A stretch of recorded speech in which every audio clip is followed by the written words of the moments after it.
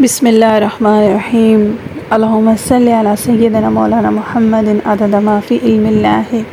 صلاۃ دائمۃ بدوام ملک اللہ۔ قرآن، حدیث اور وظائف کے دیکھنے اور سننے والوں کو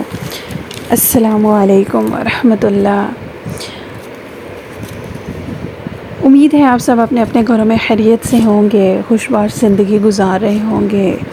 اور دعا اور امید یہی ہے کہ اللہ تعالیٰ جو بھی آپ کے گھروں میں پریشانیاں ہیں، مشکلات ہیں، وہ سب اپنی رحمت سے ختم کر دے، آمین۔ جیسا کہ ہمارا قرآن، احادیث اور وظائف کا سلسلہ جاری ہے، اور میرا یہی مقصد ہوتا ہے کہ جب بھی آپ کو کوئی وظیفہ بتایا جائے، جس صورت کو لے کے بتایا جائے وظیفہ، تو آپ کو اس صورت کے بارے میں تھوڑی سی نالج ہونی چاہیے۔ تو ہم اس کے مین ٹاپکس ڈسکس کرتے ہیں آپ کے ساتھ۔ پہلے ہم نے سورہ فاتحہ کا ذکر کیا، پھر ہم نے سورہ بقرہ کے آپ کو فضائل اور وظائف بتائے، پھر سورہ آل عمران، اور اس سے پہلے ہم نے سورہ نساء کے بارے میں نے آپ کو بڑی تفصیل سے اس کے وظائف اور فضائل کے بارے میں آگاہ کیا۔ آج انشاءاللہ ہم سورہ المائدہ کے بارے میں بات کریں گے۔ سورہ مائدہ قرآن پاک کی 5ویں سورت ہے، اور یہ سورہ نساء کے بعد 6 پارے میں سٹارٹ ہوتی ہے۔ جیسے ہم نے سورہ فاتحہ، سورہ البقرہ، آل عمران اور سورہ نساء کے بارے میں بات کی، تو آپ سمجھ لیں کہ یہ زندگی کی پہلی منزل تھی جو ختم ہو گئی۔ یعنی جیسے سورہ البقرہ میں انسان حیوانیت سے نکل کر انسانیت کی معراج پا لیتا ہے، پھر سورہ آل عمران میں نفسانیت سے نکل کر اللہ کی معرفت حاصل کرتا ہے، اور پھر سورہ نساء میں آپس کے معاملات اور معاشرت کے جو اصول ہیں وہ سیکھتا ہے۔ تو اس کے بعد جو ہے اب انسان کی سورہ مائدہ سے دوسری منزل سٹارٹ ہو رہی ہے، یعنی اب کھانے پینے کے دسترخوان بچھائے جا رہے ہیں، کیونکہ اب معاشرت اچھی ہو گئی ہے، معاملات صحیح ہو گئے ہیں، انسان نفسانیت سے نکل کر معرفت میں اللہ کی معرفت حاصل کر لی ہے۔ تو اب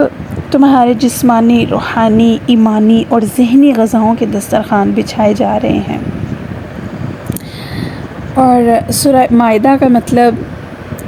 دسترخوان ہے، اور اس صورت میں اللہ نے ایسے حقائق بیان کیے ہیں جو صرف جسمانی غذا پر اکتفا نہیں کیا، بلکہ روحانی اور ایمانی غذائیں بھی کھول دی ہیں۔ سورہ مائدہ میں اللہ تعالیٰ نے نفاذ شریعت اور اس کے لیے جد و جہد کی تاکید کی ہے، یعنی کہ نیکی اور تقوی کے کام میں ایک دوسرے کے ساتھ تعاون کرو، اور یہ بہت ہی پیارا اور یونیورسل سا حصول زندگی کا دیا گیا ہے کہ نیکی اور تقوی کے کاموں میں ایک دوسرے کی ہیلپ کرو، اور گناہ اور زیادتی کے معاملات میں ایک دوسرے سے تعاون نہ کرو، اور عدل کرو، یہی تقوی کے زیادہ قریب ہے، یعنی اور اپنا وعدہ پورا کرو، تو دسترخوان ہم وسیع کرتے جائیں گے، یعنی کہ تمہاری دین، دنیا اور آخرت میں ہم بھلائی تمہارے ساتھ کریں گے، اور ہم اسے وسیع کرتے جائیں گے۔ اسی صورت میں وہ ایک بہت خوبصورت آیت ہے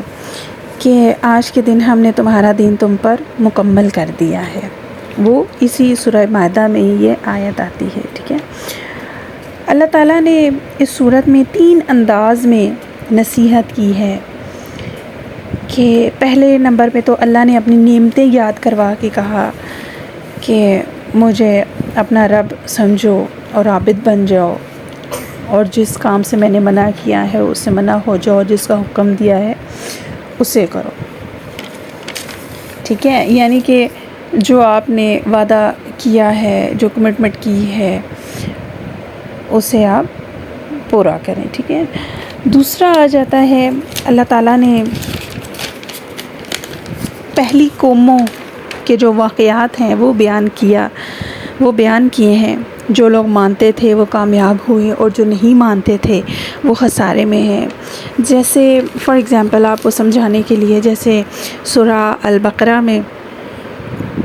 واضح طور پر بنی اسرائیل سے یہ واقعہ دیا گیا ہے کہ نماز، زکوٰۃ اور رسولوں پر ایمان لاؤ اور ان کا ساتھ دینا ہے، لیکن وہ اپنے وعدے سے پھر گئے اور پھر اللہ کی طرف سے ان پر لعنت کی گئی اور مختلف قسم کے ان پر عذاب مسلط کیے گئے اور ان کو مختلف عذاب میں مبتلا کر دیا گیا۔ اسی طرح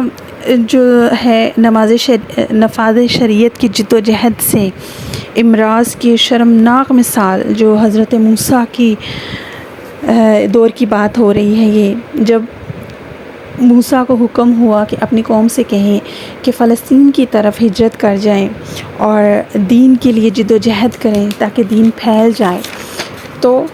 قوم نے صاف انکار کر دیا کہ اے موسیٰ آپ جائیں اور قتال کریں، ہم تو یہیں بیٹھے رہیں گے، اور انہوں نے اپنے پیغمبر کا انکار کیا اور ساتھ نہیں دیا۔ اسی طرح جب غزوہ بدر کا موقع تھا تو صحابہ کرام نے کہا اے اللہ کے نبی، ہمیں موسیٰ کے ساتھیوں پر قیاس نہ کریے گا، انشاءاللہ آپ ہمیں جو حکم دیں گے ہم اسے پورا کریں گے۔ پھر اس صورت میں حابیل اور قابیل کا بڑا مشہور واقعہ ہے، وہ آ جاتا ہے کہ حابیل نے کہا تھا کہ قربانی تو متقیوں کی قبول ہوتی ہے، اور قابیل نے حابیل کا قتل کر دیا تھا، اور اب آئندہ جیسے ناحق قتل کیے جائیں گے انسانیت میں تو اس کا ایک حصہ قابیل کے حصے میں جائے گا، اور یہ گناہ جاریہ کی مثال بن جاتا ہے۔ اور فار ایگزامپل اگر کوئی مرد چوری کرتا ہے یا عورت چوری کرتی ہے تو شریعت میں اس کی سزا یہ ہے کہ اس کے ہاتھ کاٹ دیے جائیں گے۔ تو تیسرا یہ ہے،